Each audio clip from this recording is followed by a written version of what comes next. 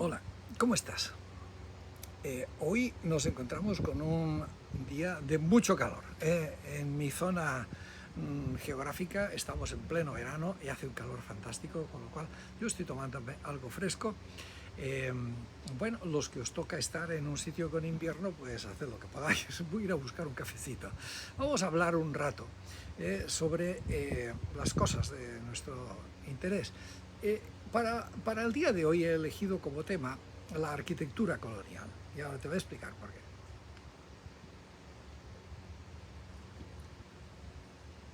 Una de las cosas que la leyenda rosa le gusta presumir más, y es un hecho, es decir, es la arquitectura colonial del Imperio Español. Entonces, pues claro, te dicen, mira, anda a ver la Catedral de Lima, la Catedral de México, anda a ver, pues no sé, el convento de San Francisco de Quito, anda a ver la iglesia de la Compañía de Quito, anda a ver, en fin, lo que quieras, es decir, iglesias en Potosí, en el Cusco,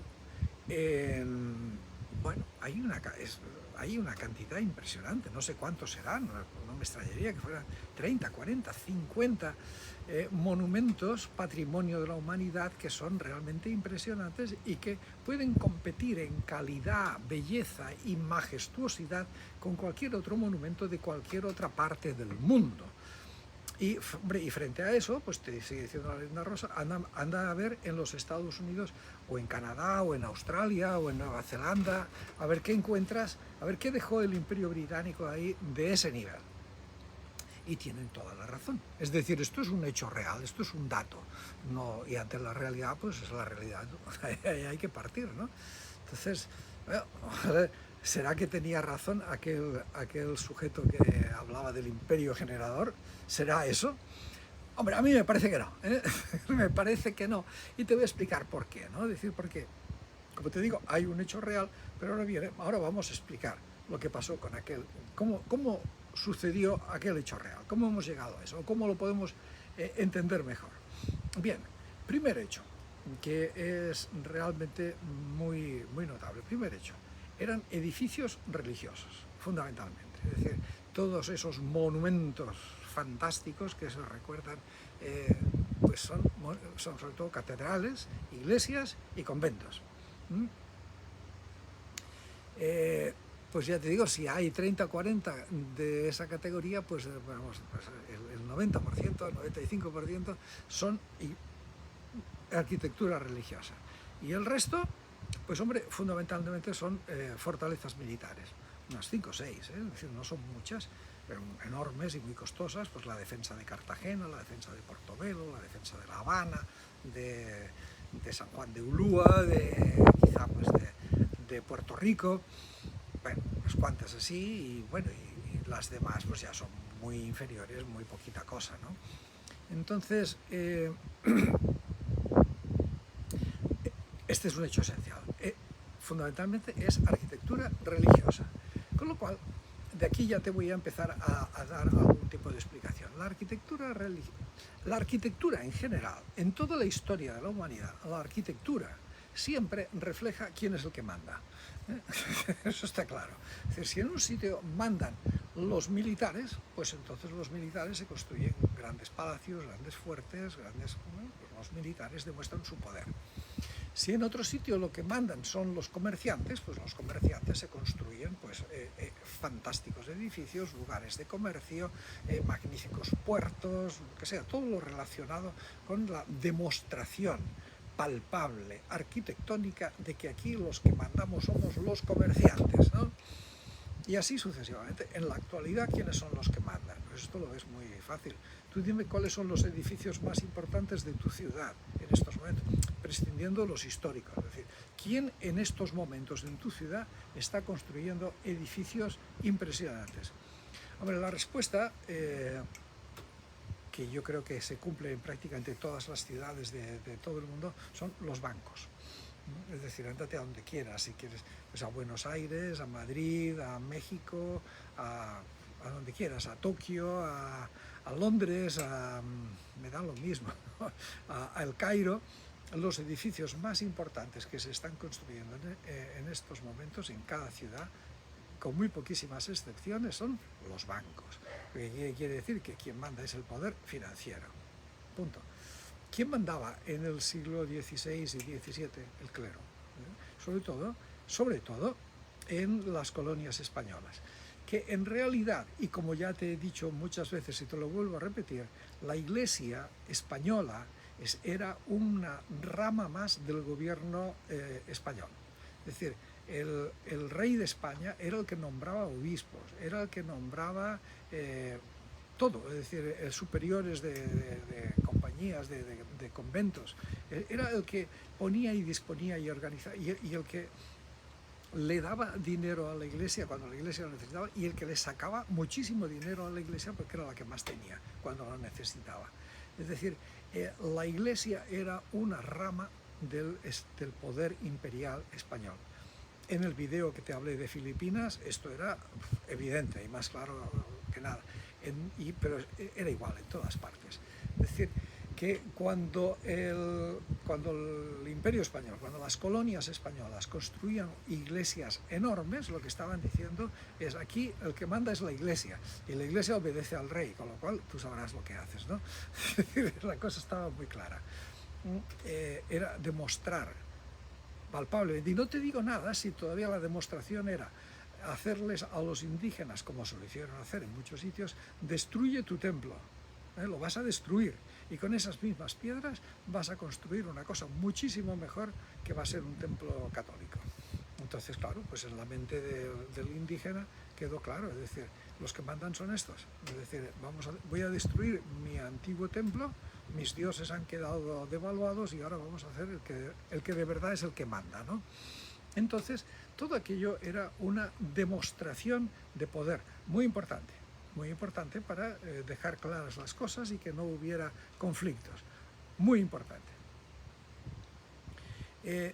Claro, entonces, ¿qué pasaba en las otras colonias? Es decir, ¿por qué los holandeses no construyeron cosas iguales en Indonesia? ¿O por qué los belgas no construyeron cosas iguales en el Congo? ¿O los ingleses no construyeron cosas iguales en Canadá? Bueno, pues por una sencilla razón. Y es que aquellos eran imperios, no sé si generadores o depredadores, según esa absurda definición, porque todos los imperios son depredadores, pero los otros imperios eran imperios mercantiles y productivos. Entonces, claro, uno se plantea y dice: ¿qué produce una iglesia? Además de que produce una sensación de poder y de dominio aplastante, ¿no? Es decir, el fulano que entra en una iglesia dice: esto, yo no soy nadie, ¿no? Pues además de eso, ¿qué produce una iglesia? Absolutamente nada. Es decir, ¿qué genera? ¿Qué bienes o productos salen de la iglesia, ¿no? Digo bienes y productos materiales, no me malinterpretes, porque bienes y productos espirituales seguro que salen muchos. Pero ¿qué bienes materiales? Ninguno, cero. No sale nada, no salen telas, no salen herramientas, no salen nada, no salen ladrillos, no salen tablones de madera, no salen clavos, no salen herraduras, no salen nada, no salen carruajes, no salen armas, no sale nada. Entonces, ¿qué es lo que hacía? Vamos a hablar, por ejemplo, en concreto de los Estados Unidos. Los Estados Unidos construyeron en las colonias, en las primeras colonias, en Baltimore, por ejemplo, que fue una de las ciudades más desarrolladas de la época colonial, Baltimore, o Boston, o Nueva York, lo que produjeron fue una intensísima actividad industrial y mercantil. De hecho, estaban ya viviendo en la época de la revolución industrial. Y entonces, claro, no se gastaban el dinero en hacer iglesias, se gastaban el dinero en explotar yacimientos mineros, yacimientos de hierro, y fueron los principales productores de hierro muchísimo antes que México o todos los demás se despabilaran. Es decir, para la época de la independencia, ya en los Estados Unidos se producía tanto hierro como en Gran Bretaña, que ya es decir, que ya es decir. Entonces, pues, estaban dedicados a eso, a la producción textil, producción de tela, de cuerdas, de velas para barcos, producción de barcos, producción de anclas, producción de lo que te dé la gana. Todos los instrumentos para la agricultura, que la empezaron a tecnificar, empezaron a poner máquinas ya en la época colonial británica, en los Estados Unidos ya estaban mecanizando el agro a unos niveles que en la zona del Imperio Español ni se lo imaginaban. Claro, pues esto es lo que te explica, es decir, que la zona de Estados Unidos estaba mucho más desarrollada para los momentos de su independencia que la zona de la América hispana. Porque los de la América hispana habían invertido todo su conocimiento, su dinero, su tecnología, su tiempo, su esfuerzo, su mano de obra en construir cosas monumentales, bellísimas y preciosas, pero que no generaban riqueza. No hacían que la gente comiera mejor, bebiera mejor, estuviera más sana, tuviera mejores ropas, mejor educación, mejor transporte, mejor comercio, mejor nada. El puerto de Nueva York era un hervidero y construyendo nuevos muelles para los barcos y más, y en cambio pues en Acapulco el barco atracaba ahí como podía, arrimándose simplemente a la arena, ¿no? Entonces, claro, como dice, la diferencia es absolutamente abismal. Con lo cual, esto una primera cosa, es decir, que ya nos lo dice la arquitectura, nos lo está hablando, que, insisto, los gringos, el imperio inglés, pues construía iglesias, por supuesto que también construía iglesias, pero iglesias mucho más baratas, y las construían de madera, las construía el propio pueblo, no necesitaban hacer algo que demostrara que eran muy poderosos, sino que necesitaban era demostrar que allí estaban para trabajar y para producir y generar riqueza, para hacer que el imperio fuera más rico y todos los ciudadanos vivieran mejor. Gran diferencia, ¿no? ¿Para qué te cuento esto? ¿Para humillación nuestra? No, para que aprendamos. Simple y llanamente, hay que aprender. Hay que aprender. Ese fue un gravísimo error, el habernos dedicado a construir iglesias en lugar de habernos dedicado a construir industrias, puertos, caminos, puentes, canales, etcétera, etcétera. Segundo asunto que vale la pena también tener en cuenta con respecto a esto, es decir, la arquitectura colonial, ¿no? Y es que, fíjate que lo mejor de la arquitectura colonial, bueno, lo único que es realmente valioso y que compite globalmente con cualquier cosa en cualquier parte del mundo, fue construido en las áreas donde los pueblos originarios tenían mayor desarrollo tecnológico y mejores habilidades constructivas, que son esencialmente la zona incaica de los Andes, es decir, prácticamente desde Cuzco para arriba hasta pues, Quito, el sur de Colombia. Y esa es una zona, esa franja andina, y la otra pues es Mesoamérica, lo que era la cultura maya y la cultura pues de los mexicas, o en fin, de todos aquellos pueblos que estaban en el altiplano mesoamericano. Bien, fuera de ahí ya no hay esas construcciones importantes. O sea, te vas a Buenos Aires, a Santiago de Chile, te vas a Guayaquil, por ejemplo, en Ecuador, te vas a Cuba, te vas a Venezuela, te vas a las zonas costeras de Colombia, te vas a Panamá, etcétera, a Uruguay, a Paraguay, y ya no hay nada de eso. ¿Por qué? Pues porque, y esto es importante, porque esas cosas las construyeron esencialmente los indígenas. Esos mismos indígenas que habían construido cosas absolutamente admirables en la época prehispana, después, pues mira, con unos planos que les enseñaron, unos dibujos, mira, queremos esto así, y aquí haces una cúpula, y esto lo haces así, y esto, mira, la bóveda, yo te voy a enseñar cómo se hace la bóveda, porque los indígenas todavía no habían descubierto cómo se hacían bóvedas. Por eso, un obrero de la construcción bien entrenado y bien calificado, lo aprende enseguida. Y esto fue lo que pasó. Y esta es la gran diferencia. Con lo cual, cuando el Imperio Español hizo esas cosas tan extraordinarias, quienes en realidad las hicieron fueron los indígenas, con un poco de dirección artística y técnica de los españoles, pero con un poco. Porque con esa misma dirección artística y técnica no fueron capaces de construir lo mismo, como te digo, pues en Valparaíso, o en Mendoza, o en California. No fueron capaces. ¿Por qué? Pues porque los indígenas de esa zona no tenían esas habilidades constructivas. Es que eso no se aprende de la noche a la mañana. Ahí hay conocimiento acumulado que se ha ido pasando de padres a hijos, de cómo trabajar la piedra, de cómo hacer cosas milimétricas muy bien hechas. Esto no se improvisa. Entonces, pues ahí hay una cosa que decir, que tanto presumir del imperio, a ver si va a resultar que en realidad los que lo hicieron fueron los indígenas y no aquella banda de desarrapados delincuentes que se apoderaron de esas tierras. Hay que decirlo bien claro, ¿no? Entonces, porque ya digo, donde no había indígenas cualificados, no se hizo nada de eso, en absoluto, para nada.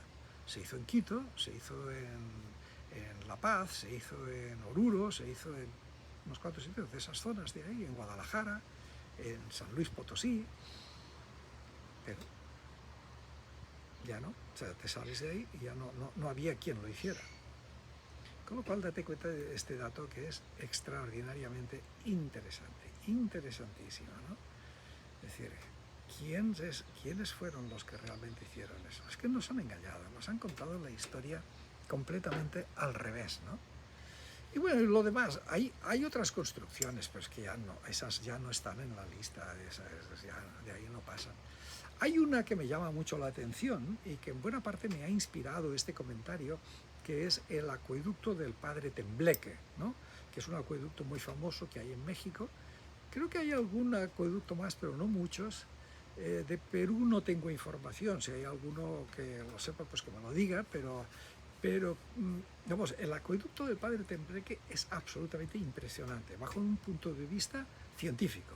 Es decir, cómo aquellos señores, con la dirección de un cura, de un fraile franciscano, fueron capaces de diseñar la gradiente del desnivel del agua para que atravesara un montón de kilómetros, pero muchísimos, y llevara agua a un sitio donde la necesitaban. Entonces, eso es una obra de ingeniería de primer nivel. De primer nivel. Incluso hoy día, pues con todos los niveles y punteros láser y miras y mediciones electrónicas y yo qué sé, lo que tú quieras, ¿no? Y GPS, pues eso incluso hoy día es muy notable. Y sin ningún tipo de esos adelantos hicieron ese acueducto.